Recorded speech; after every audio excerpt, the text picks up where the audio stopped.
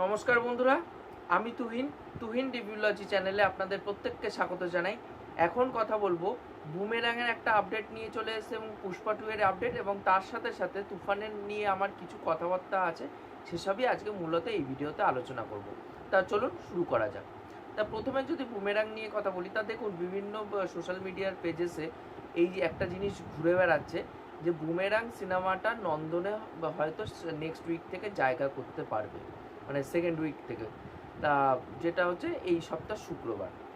তা দেখুন, মেন ঘটনা আমি বলতে চাই যে বুমেরাং বা জিতের অন্যান্য যেসব সিনেমাগুলো আগে এসেছিলো, তা আমরা প্রত্যেকেই কিন্তু একটাই কথা বলেছিলাম যে জিতের সিনেমা কোনো দিনও নন্দনে জায়গা করতে পারে না। এটা নিয়ে নানা রকম কথাবার্তা আমরা কিন্তু বরাবর বলে এসেছি, কিন্তু লাস্টে গিয়ে এমনও হয়েছিল যে আমি রীতিমতো এটা নিয়ে আলোচনা করাই বন্ধ করে দিয়েছি, কেন নন্দনে জায়গা পাচ্ছে না বা কী বৃত্তান্ত। কারণ আমার এটার থেকে আশা একেবারে উঠে গেছিলো যে জিতের সিনেমা নন্দনে জায়গা করতে পারবে।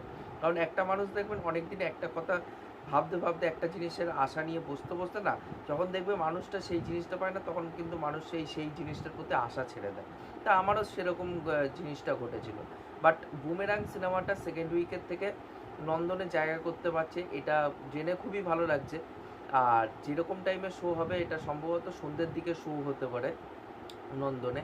তা এটা সত্যি খুব একটা ভালো খবর যে অনেক দিন পর জিতের সিনেমা নন্দনে জায়গা করতে পারছে। তার সিনেমা নন্দনে চত্বরে যারা যায় বা নন্দনে যারা সিনেমা দেখতে যায়, তারা কিন্তু এই সিনেমাটাকে উপভোগ করতে পারবে। তাদের জন্য একটা ভালো খবর এই বিষয়টা নিয়ে।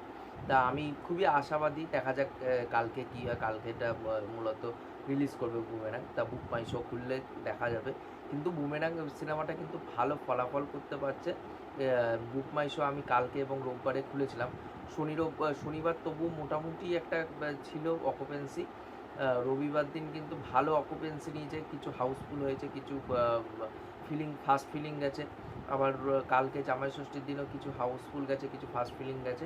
এই সিনারিওটা অনেক দিন পর জিতের সিনেমাতে দেখতে পাচ্ছি। এটা ভালো লাগছে, কারণ আমি মুভি রিভিউর কথা যখন মুভি রিভিউ করেছিলাম বুমেরাঙের, নাচ দেখে থাকলে অবশ্যই দেখে নেবেন আমার চ্যানেলে বুমেরাঙের মুভি রিভিউ।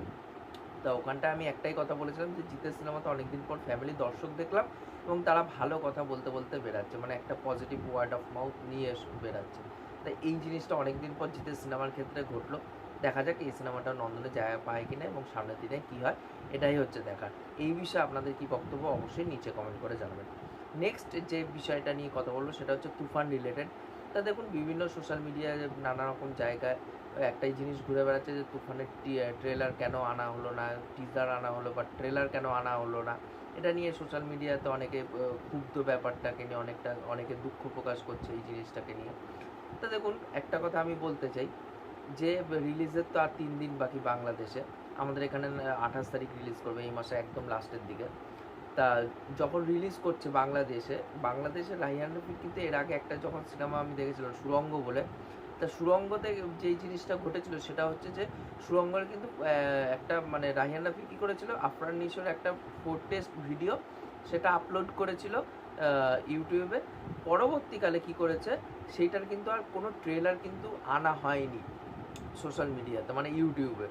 তা সেই সিনেমাটা কিন্তু বক্স অফিসে ভালো ফলাফল কিন্তু করতে পেরেছিল। এবং পরবর্তীকালে যখন সুড়ঙ্গ সিনেমাটা আমাদের এইখানে মুক্তি পেল ইন্ডিয়াতে, তখন কিন্তু এই সিনেমার আলাদা করে ট্রেলার ডিজাইন করে কিন্তু সেটা ইউটিউবে ছাড়া হলো।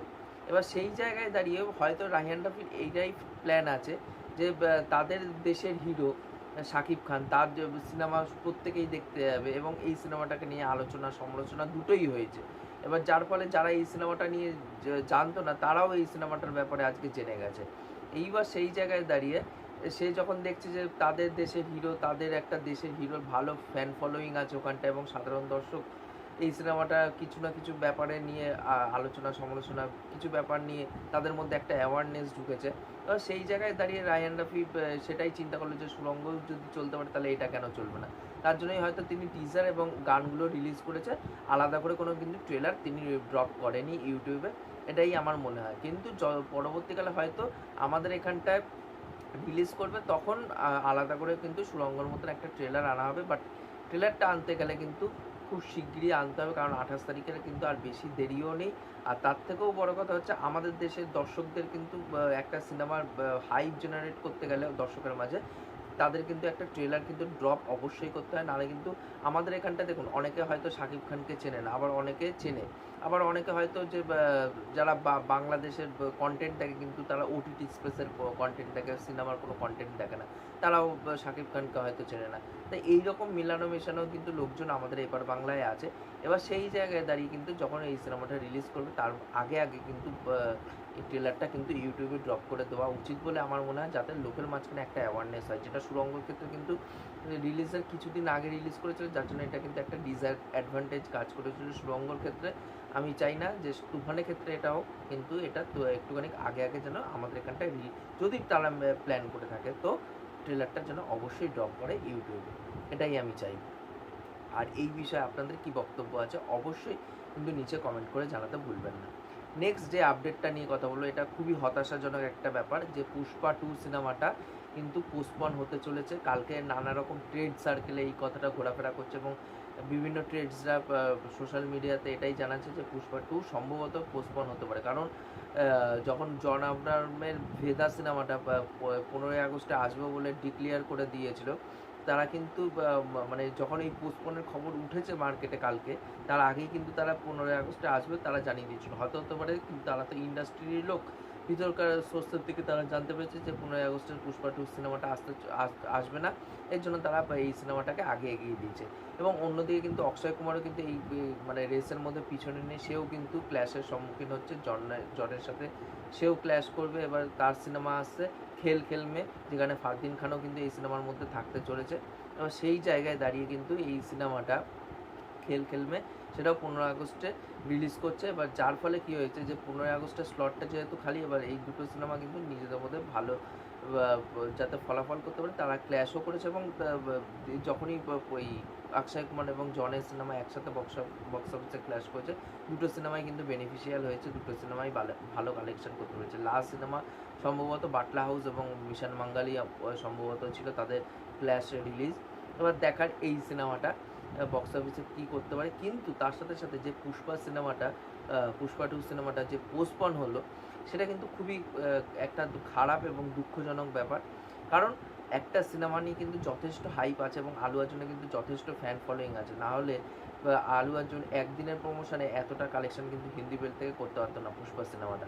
এবার সেই জায়গায় দাঁড়িয়ে এই সিনেমাটা যেহেতু এখন পিছিয়ে নিচ্ছে কিছু কারণের জন্য, এবার সেই জায়গায় দাঁড়িয়ে কিন্তু হাইপেও কিন্তু কিছুটা পড়েও যেতে পারে, এটাও কিন্তু একটা নেগেটিভ কাজ কিন্তু করতে পারে এই সিনেমার বিরুদ্ধে।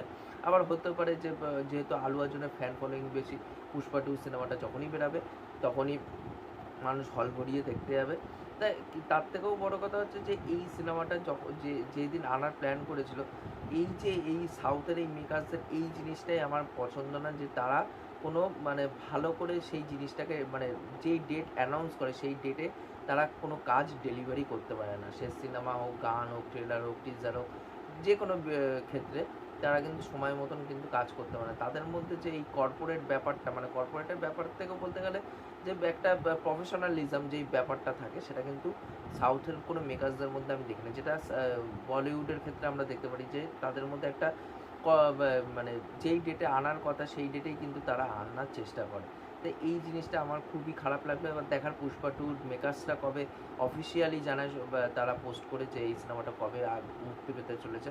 এবং বিভিন্ন ইন্ডাস্ট্রি, তেলেগু এবং তামিল ইন্ডাস্ট্রির কিন্তু অনেক সিনেমা পিছিয়ে নেওয়া হয়েছিল এই পুষ্পা 2 এর ঝড়ের জন্য। এবার পুষ্পা 2 যেহেতু পিছিয়ে গেছে, এরাও হয়তো সামনে এগিয়ে আসবে রিলিজ ডেট 15 আগস্টে কোনো না কোনো সিনেমার আমরা জানতে পারবো। তাই এই বিষয়ে আপনাদের কি বক্তব্য এবং ওভারঅল বিষয় যে পুষ্পা 2, তুফান এবং বুমেরাং, এই টোটাল বিষয়গুলো নিয়ে আপনাদের কি বক্তব্য অবশ্যই নিচে কমেন্ট করে জানাবেন। আমার প্রত্যেকের কমেন্ট পড়তে খুবই ভালো লাগে। আর তার সাথে সাথে যদি আমার চ্যানেলটা সাবস্ক্রাইব করে দিয়ে যান তাহলে আরও বেশি ভালো লাগে। এখনকার মতন টাটা, বাই।